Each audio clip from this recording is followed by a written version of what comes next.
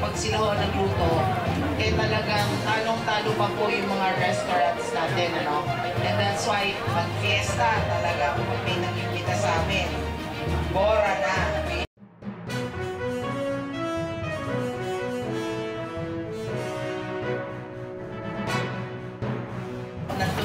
When it comes to our dishes here in the city, and pinagmamalaki ko yan, ano, we have a taste that's unique and a taste na gusto nyong balik-balikan.